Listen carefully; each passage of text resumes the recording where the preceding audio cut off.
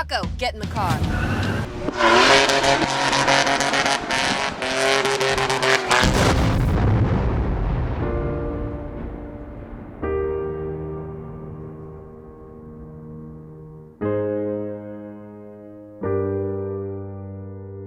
The Marvels opened up to an abysmal $46 million domestically, which is actually lower than expectations, and only $108 million worldwide. This is bad. Colossally bad. And quite frankly, it's a pretty accurate representation as to the state of the MCU. This is what happens when you try and pander to that mythical modern audience that doesn't exist.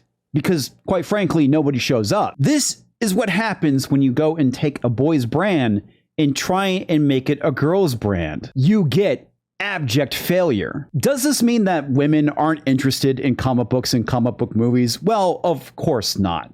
But the issue is, you need to understand that the primary audience is going to be men and boys. And that needs to be taken into consideration when it comes to making a movie or a comic book. Sure, there are fans that are women, but the reality is they appreciate that material the way it was, and you don't need to go and pander to them. And as you can see here, according to the Nolte survey, 65% of the Marvel's audience was male. This is the problem when you have a $300 million movie that is primarily trying to cater towards women and young girls. The majority of the people who are going to see this are most likely going to be male, so they're simply just not going to show up. This is completely different when it comes to a property like Barbie, which is already geared towards women. And of course, we can see the usual clapback coming from major spoilers. We get it, Alan, you don't like women. But pointing out the obvious to the opposition is always problematic because you must hate women or you're a misogynist for reasons. But never mind the fact that women simply just did not show up for this movie. And this is the issue with movies like the Marvels and quite frankly the last two phases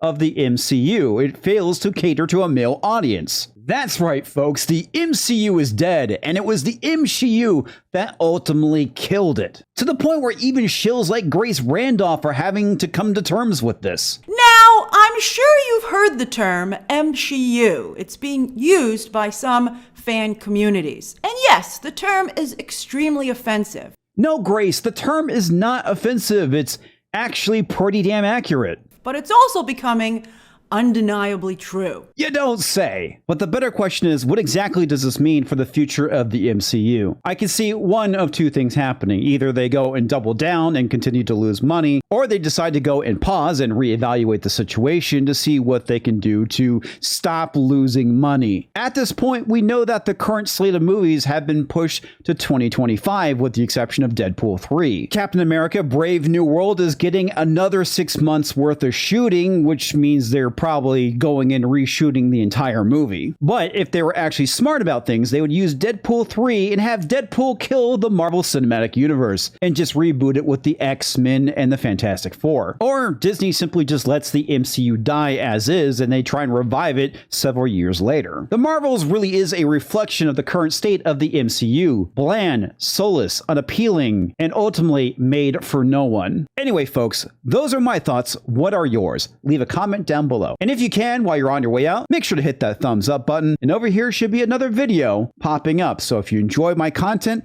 please go and check out another one of my videos. I'll catch you next time, folks.